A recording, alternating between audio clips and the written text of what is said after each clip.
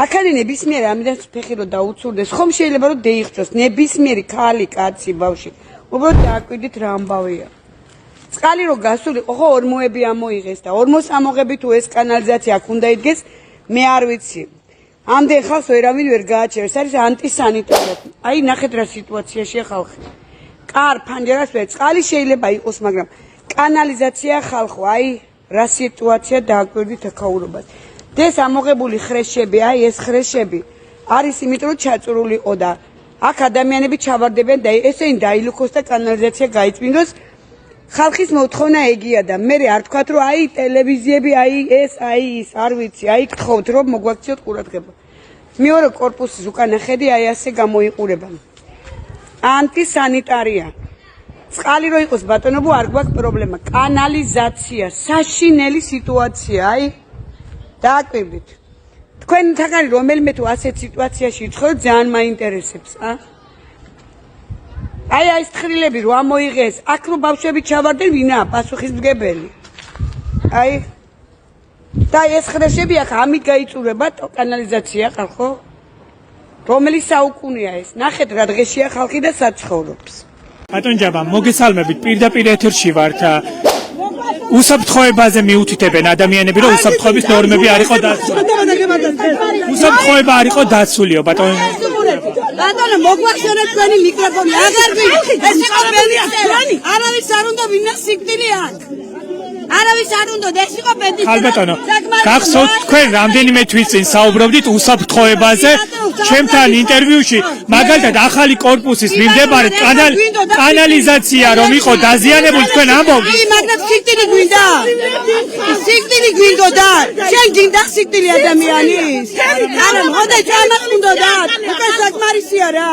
ფეხსაც გაშლარდა და სირცხვილია. აი, ხელისუფლების მომხრეები გამოიყვანეს აქ ადგილზე და ისინი ცდილობენ რომ მედიის წარმომადგენლებს სიტყვიერად დაუპირისპირდნენ. ჩვენ მათთან არ შევდივართ პოლემიკაში და ცდილობთ რომ მათგან ვიყოთ დისტანცირებული.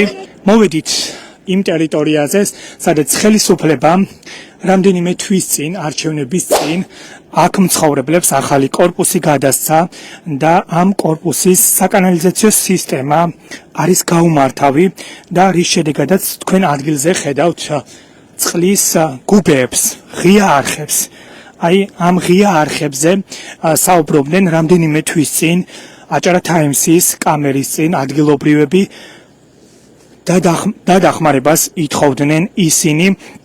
იყო იმის საშიშროება, როგორც თავად ამბობენ, რომ ამ თხრილებში არის იმის საშიშროება, რომ ბავშვები ჩაცვიდნენ, რადგან ეს არის ამ კორპუსების ეზო.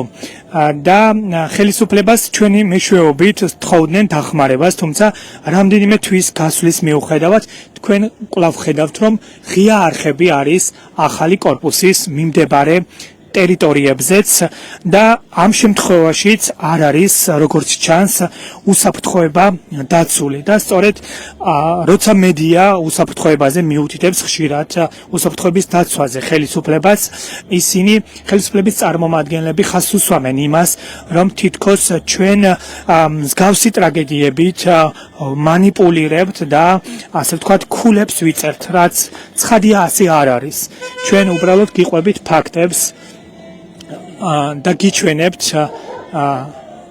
მოვლენებს, რაც არის რეალური. აი, მე მინდა გაჩვენოთ ეს ორმოები, რომელიც არის წყლის გუბეებით სავსე, ფეკალური მასები გადმოდის, რის შედეგადაც ივსება ეს წყლის გუბეები. თქვენ კადრში ხედავთ, აი, დაჭაობებულ ტერიტორიას, საკანალიზაციო ჭარის გაჭედილი არ მუშაობს, არ ფუნქციონირებს ამ დასახლებაში, ახალ კორპუსებში და აქედან ივსება, სხვათა შორის როგორც გითხეთ, გქონდათ მცდელობა იმისა, რომ მოეწესრიგებინათ ეს საკანალიზაციო სისტემები გათხარეს ეს არხები და დატოვეს უკვე ღია მდგომარეობაში, რომელიც უკვე არის წყლით სავსე და ნებისმიერი აქ გამლველისთვის, განსაკუთრებით ბავშვებისთვის არის საფრთხის შემცველი. მათ შორის ღამით განათება არ არის და არის იმის საშიშროება თუ ვინმე არ იცის ამ დასახლების სპეციფიკა, შესაძლოა ღამით გავლისას ნებისმიერი ადამიანი ჩავარდეს ამ ორმოში.